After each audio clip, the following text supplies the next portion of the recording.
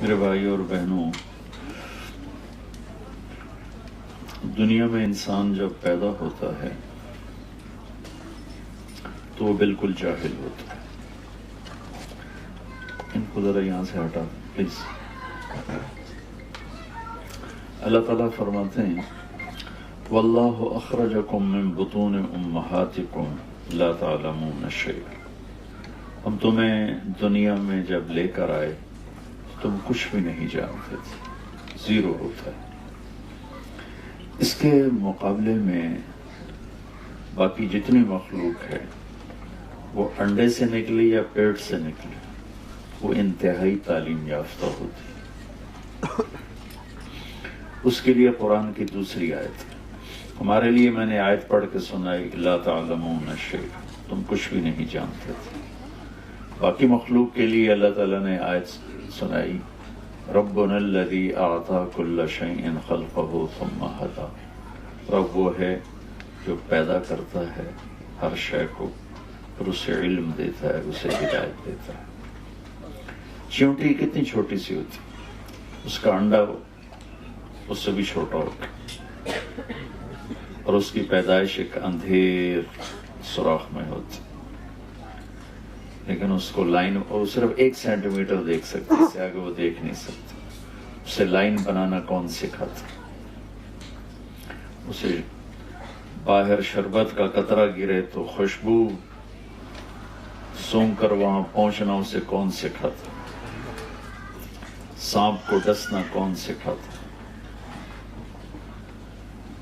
جتنی مخلوق ہے انسان کے علاوہ اعلیٰ تعلیم یافتہ۔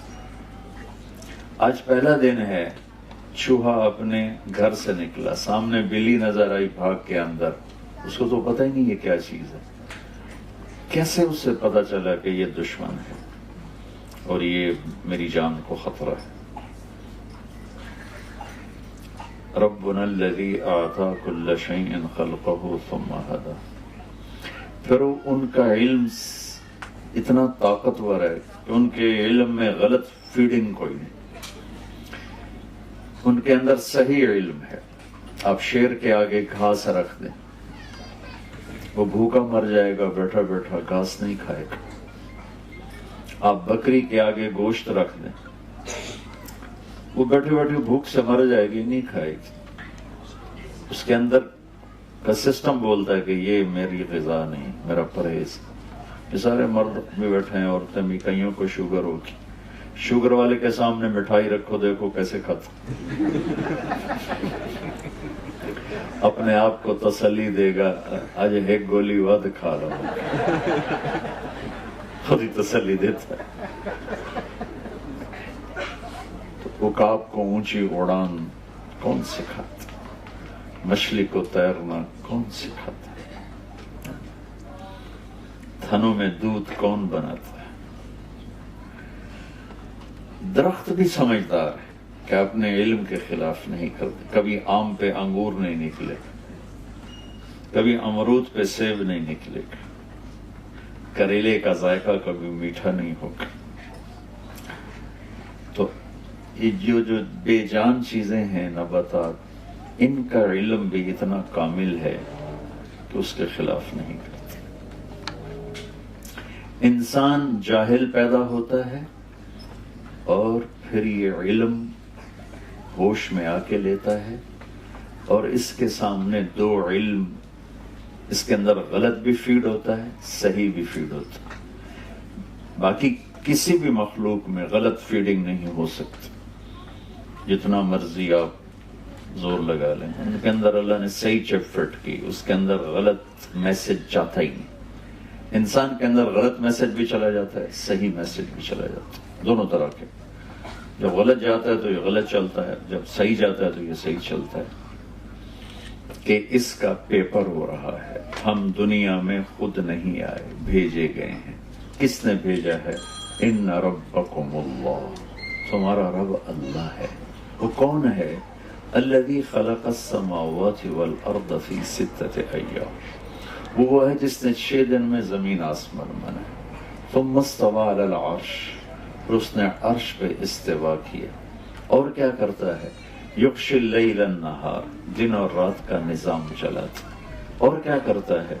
یولج اللیل فی النہار، راتوں کو لمبا کرنا شروع کر دیتا ہے، دن کو چھوٹا کرنا شروع کر دیتا ہے، جیسے اب شروع ہو چکا ہے. اور کیا کرتا ہے؟ وَيُولِجُ النَّهَارَ فِي اللَّيْلِ، وہ دن کو لمبا کرنا شروع کر دیتا ہے، رات کو چھوٹا کرنا شروع کر دیتا ہے. اور کیا کرتا ہے؟ الشمس والقمر والنجوم مسخرات بأمرہ، سورج ہو، چاند ہو، سیارے ہوں، ستارے ہوں، گلیکسیز ہوں، سب اس کے تابع ہیں. سب پر یمسک السماوات والارض ان تزولا، پوری کائنات پر اس کا قبضہ ہے. یہ بادلوں کی چھاؤں ہر وقت کہیں ہے، یہاں ہر وقت ہی بادل ہیں. ہمارے پاکستان میں ہم ترستے ہیں کوئی بدل ہی آ جائے، کوئی بارش ہی ہو جائے. یہاں آپ تنگ پڑے اور ڈپریشن ہو رہا ہے، سورج نظر نہیں آ رہا، سورج دیکھنا چاہتے ہیں. تو یہ اللہ اپنی نشانیاں بتاتا ہے، کہتا ہے اگر مجھے پہچاننا ہے تو ان فی خلق السماوات والارض، زمین آسمان میں غور کرو. واختلاف اللیل والنہار، دن کے اجالے رات کے اندھیرے میں غور کرو. والفلک التی تجری فی البحر بما ینفع الناس، سمندر میں جہازوں کے چلنے پر غور کرو. وما انزل اللہ من السماء من ماء، آسمان سے برستے پانی پر غور کرو. وبث فیہا من کل دابہ، اور پھر اس میں زندگی کا پروان چڑھنے پر غور کرو. وتصریف الریاح، موسموں کے بدلنے پہ غور کرو. والسحاب المسخر بین السماء والارض، زمین آسمان کے درمیان یہ بادل ہی بادل ہیں، یہ کون لے کے آ رہا ہے؟ لآیات لقوم یعقلون، اس میں تمہیں ہر چیز میں اللہ کے جلوے نظر آئیں گے، اللہ کی قدرت نظر آئے گی. سنوریہم آیاتنا فی الآفاق وفی انفسہم حتی یتبین لہم انہ الحق، ہم تمہیں چپے چپے ذرے ذرے میں، حتیٰ کہ تمہاری اپنی ذات میں اپنی قدرت دکھائیں گے. تم پکار اٹھو گے کہ اللہ ہے، تم رہ نہیں سکتے اس کے بولے بغیر، کوئی ہے، اللہ ہے. ذالکم اللہ ربکم الحق. اور اللہ ہمیں سمجھانے کے لیے مختلف طرز قرآن میں اختیار کرتا ہے. امن جعل الارض قرارا، یہ زمین کس نے بچھائی؟ اللہ سوال اٹھاتا ہے. وجعل خلالها انہارا، اس میں دریا کون لے کر آیا؟ وجعل لها رواسی، پہاڑ کس نے گاڑے؟ وجعل بین البحرین حاجزا، میٹھے اور کڑوے پانی کو جدا کس نے کیا؟ اِلٰہٌ مع اللہ، ہے کوئی اللہ کے سوا؟ یہ طرز ہے سمجھانے کا. امن خلق السماوات والارض، یہ زمین آسمان کو کس نے بنایا؟ وانزل لکم من السماء ماء، یہ آسمان کا پانی کس نے برسایا؟ فانبتنا به حدائق ذات بہجہ، یہ چاروں طرف درخت ہی درخت، پھل پھول غلے، یہ کس نے سارے کیے؟ ما کان لکم ان تنبتوا شجرہا، ایک درخت تو پیدا کر کے دکھا. اِلٰہٌ مع اللہ، ہے کوئی اللہ کے سوا؟ پھر اسی کو ایک اور انداز میں، الم نجعل الارض مہادا، کون ہے اللہ کے سوا جس نے زمین کو بچھایا؟ والجبال اوتادا، جس نے پہاڑوں کو گاڑا ہو. وخلقناکم ازواجا، جس نے تمہیں مرد عورت میں تقسیم کیا ہو. وجعلنا نومکم سباتا، جو نیند لے کر آیا ہو. وجعلنا اللیل لباسا، جو رات کو چادر بنا کے تمہارے اوپر تان دے اور رات کو لباس بنا دے. کون ہے؟ وجعلنا النہار معاشا، دن کو کاروبار کے لیے بنانے والا کون ہے؟ وبنینا فوقکم سبعا شدادا، اوپر 7 آسمان بنانے والا کون ہے؟ یہ سارے قرآن کے انداز ہیں جس سے اللہ تعالیٰ یہ ہمیں بتانا چاہتا ہے کہ تمہارا پیدا کرنے والا اللہ ہے، اور اس پیدائش کے پیچھے ایک مقصد ہے، وہ ہے لِيَبْلُوَكُمْ أَيُّكُمْ أَحْسَنُ عَمَلًا، ہم یہ دیکھیں گے کہ تم میں زیادہ خوبصورت عمل کر کے کون آتا ہے. انسان کے اندر حسن کی طلب ہوتی. یہ گاڑیاں جو آج کھڑی ہیں، آج سے 50 سال پہلے تو ایسے نہیں تھی. جو گھر آج بن رہے ہیں آج سے 50 سال پہلے ایسے نہیں تھے. جو لباس آج بن رہے ہیں آج سے 50 سال پہلے ایسے نہیں تھے. کہ انسان خوبصورتی کے پیچھے دوڑتا ہے. تو اللہ نے اسی کو سٹیٹس بنا دیا، ایکم احسن عملا، ہم دیکھیں گے تم میں زیادہ خوبصورت عمل کون کرتا ہے۔ یہ پیپر ہو رہا ہے، عمل بھی کرنا ہے، خوبصورت بھی کرنا ہے، لیکن زیادہ نمبر وہ لے گا جس کا عمل خوبصورت ہوگا چاہے تھوڑا ہوگا، اور جس کا زیادہ ہو لیکن حسن نہیں ہے۔ تو میں اس کو واضح کرنے کے لیے ایک واقعہ سنا تھا۔ تبوک کے موقع پر آپ نے فنڈنگ کی، روم سے لڑائی تھی، 30,000 کا لشکر تھا، تو بہت زیادہ مشکل وقت تھا، تو آپ نے کہا فنڈ جمع کر۔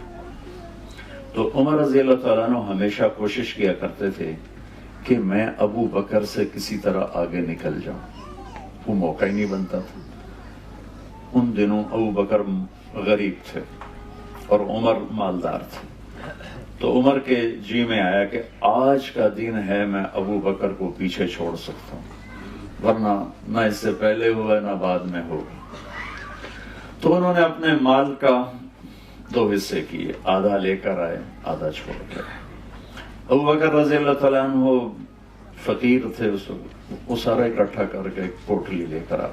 اب دونوں کیا کہ جو چیریٹی ہے سامنے پڑی ہوئی، ابو بکر اتنا ہے، عمر اتنا ہے،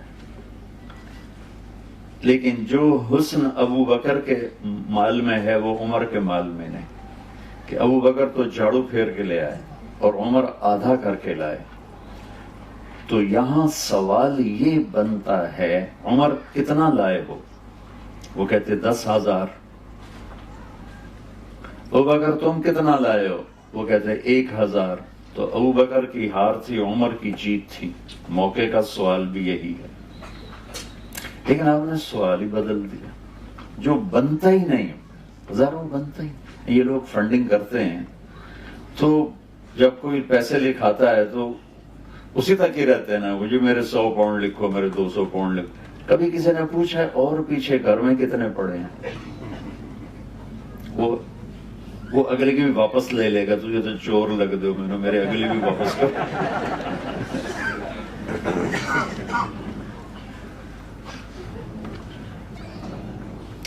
تو میں قربان جاؤں اپنے نبی پر، اور اللہ تعالیٰ بھی ابو بکر کو جتلانا چاہتے ہیں، چونکہ پیپر جو ہو رہا ہے وہ زیادہ کا نہیں ہو رہا، خوبصورتی کا ہو رہا ہے۔ کون زیادہ خوبصورت کام کر کے آئے گا؟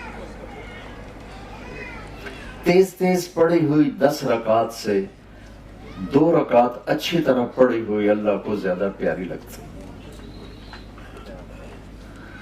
تو اب میرے نبی کا سوال سنو، جو اس موقع پہ بظاہر بنتا ہی نہیں لیکن ہے ہی وہی موقع کا سوال۔ آپ نے کہا عمر پیچھے کیا چھوڑ کے آئے؟ ما ترکت لأہلک یا ما خلفت۔ حضرت عمر پہلے ایسے کھڑے تھے، پھر ایسے ہو گئے۔ انہوں نے کہا بھئی عمر تو گیا، اس سوال سے ہی سمجھ گئے کہ عمر تو ہار گیا۔ تو پہلے بڑے جوش میں کھڑے تھے، پھر ایک دم ڈھیلے ہو گئے، تو بڑے ایسے ٹھنڈے سے لہجے سے کہا، ان کو اسی خبر ہو گئی کہ اللہ کے نبی نے مجھے ہرا دیا، تو بڑے ایسے ٹھنڈے سے لہجے سے یا رسول اللہ آدھا چھوڑ کے آیا ہوں، آدھا لے کے آیا، آدھا گھر والوں کے لیے چھوڑا ہے، آدھا لے کر آیا۔ ابو بکر ما خلفت ما ترکت لأہلک، تو کتنا چھوڑ کے آئے؟